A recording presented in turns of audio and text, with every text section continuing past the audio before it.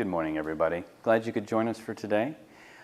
We are going to continue our work that we started last time we met on live stream. Before we do that, if you would go ahead and make sure you have plenty of space as we begin our warm-ups. Thank you. Let us go ahead and start with a morning stretch. Get all the kinks out. As you relax your arms down, go ahead and lift your chest up, putting a slight bend into your knees. Relax your head down, rolling your head to the right side, to the back, to the left. As you continue all the way around, begin to steady your breath, breathing in through your nose and out through your mouth, and change directions. Continue to keep that slight bend in your knees. As you return back to center, lift your head all the way up, closing your jaw, and return to the center. Turn your head to the right side and to the left, and back to center. Placing your right palm by your left ear, gently ease it down, still keeping that chest up. Release, switch sides. Breathing in through your nose and out through your mouth, and release. Go ahead and bring your fingertips to the back. As you ease your chin down, relax your elbows in. Continue with that steady breath. And release, relaxing the elbows down. Go ahead and bring your shoulders up, relaxing them down. 2, 3, 4, 5, 6, 7. Last time, rolling them back. Continue to keep that slight bend in your knees. Continue to keep that chest up. 2 more times. Last time, and go forward. 1, 2, 3, 4, 5, 6, 7. Last time. Good. Go ahead and stretch your arms out in front if you would. Bringing your right arm under your left, pull it across your body. Rotate at your wrist.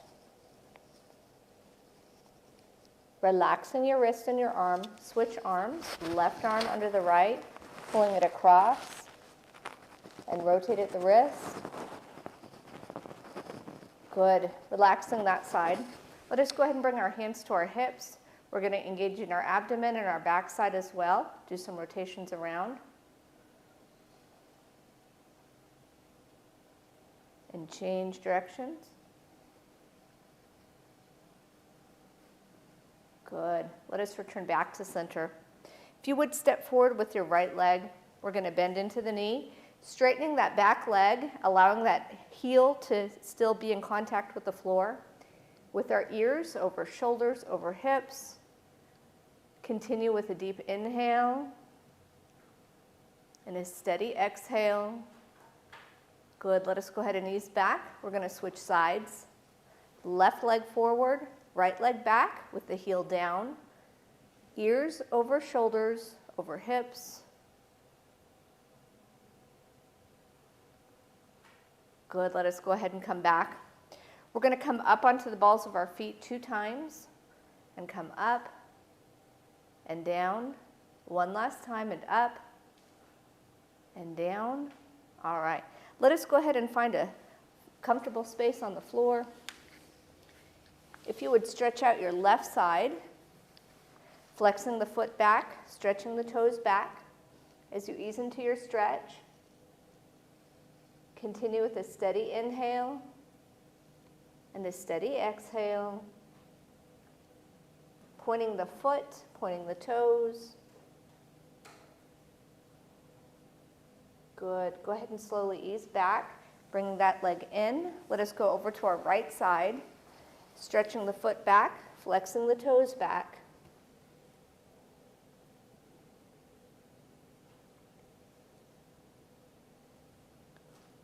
And slowly come back, resetting that posture, pointing your foot, pointing your toes.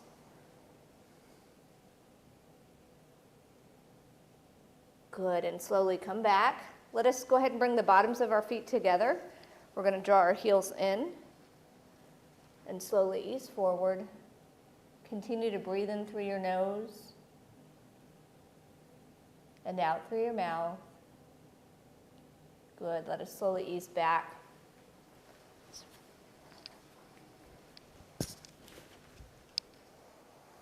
All right. Last week, we were talking about the Tao. In particular, this passage. One of the things that I want to emphasize is that the reading of the Tao can be interpreted in many different ways. A lot of times you might read a passage one day and think, oh, that makes sense to me this way. And a day later you could read it and be like, oh, maybe it's this way. And the question is not which one is right and which one is wrong, it's that they're both interpretations. The idea is it's sort of like a multifaceted gem. Maybe sometimes they're opposing, maybe they're right next to each other, maybe there's just a little bit of difference. But the idea in interpreting works that have been given down to us for many years, it's important to allow for interpretations to occur. One interpretation that we talked about last week was focusing on this part. Unity gave birth to duality. And we talked about that as sort of the internal and external, sort of the yin and the yang. And the idea is that we did a couple of movements where we focused on the physical part that we were doing externally, but we focused on the breath internally, sort of connecting those two. I want to talk a little bit about the duality gave birth to Trinity. So those two things, the internal and external. With our external, we have our physical movements that we're doing. The internal that we talked about last time was our breath. Well, now we're going to be talking about another facet, the mind. And in particular, the mind's use of resistance. Each one of the movements that we do, it's important that there is not only breath, for obvious reasons, but also that there is resistance. That resistance then connects both that internal and external. We've talked about how we want to make sure that we're inhaling, but also moving. Well, sometimes we focus on the inhale and we forget about the movement, or we focus on the movement and we forget about the breath. That's where the mind comes in, the Trinity. The idea is that awareness of both internal and external comes together, and we add in the resistance to sort of put those two. We're going to start with picking fruit. So at home, if you have space to pick fruit, if you're feeling just a little bit sort of gray and gloomy like the day outside, and you want to use a chair, please make sure that that is handy and available for you.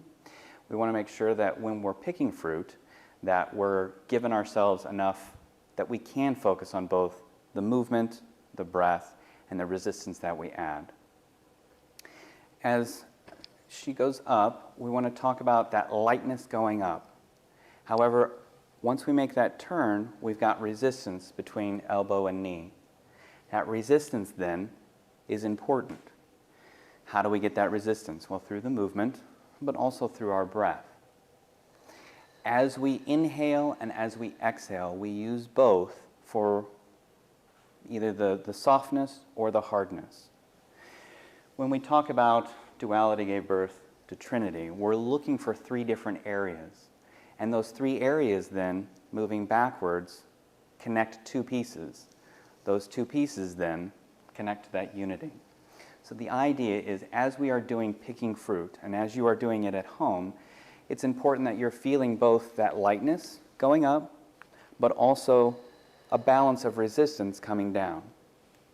You can look at it as being the amount of grace that you add going up should be the amount of resistance that you add coming down. Where you connect the two is important. So the idea is that as you bring down, you want to have the two come together as opposed to one waiting for the other. That really does become that awareness piece. The inhaling, the exhaling, the movement of the body, and then the mind. The mind turning that resistance up or down, and the idea is you're connecting those. Let's go ahead and do sticky ball as well. any of the postures, we can focus on all three. And in fact, that third component, the mind, helps us to balance the other two. So as we do sticky ball, we have that resistance coming up and we have resistance coming down. The amount that you add or take off is dependent upon how the movement feels and using of the breath to expand. Within any of the postures that we do, it's important to recognize that you're sort of looking for those three components. You're looking for the yin and the yang, but also how you connect both yin and yang. A lot of times that connection is somewhat obvious and somewhat not. And that's really where the mind plays. And we want to make sure we're focusing on that. So regardless of sticky ball, paint, hands like clouds, we want to make sure that each movement then, we're trying to pick out those pieces. When we're doing sticky ball, we're feeling that movement.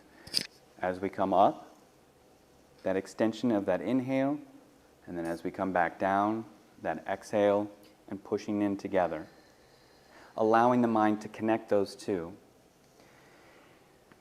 Within the connection of the two, that Trinity gave birth to the myriad creatures. The idea is that as we focus on the yin and the yang and what connects the two, it allows us to do all the things that we do during our day. So if you have time this week, I would like for you to practice any of the postures. You can do picking fruit with or without a chair. You could do sticky ball as well.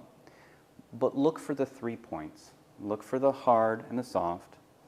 Look for the breath and how that connects with the mind.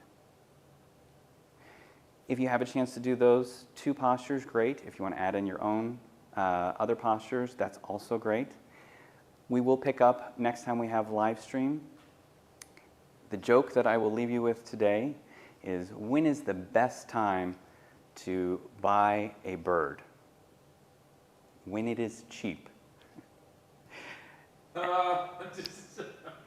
With that, I will leave you some laughter for the week and some gonka or work to do. We look forward to any questions that you might have, and we look forward to seeing you whether on Zoom or in the next live stream. Good luck in your practice, and we'll see you next time.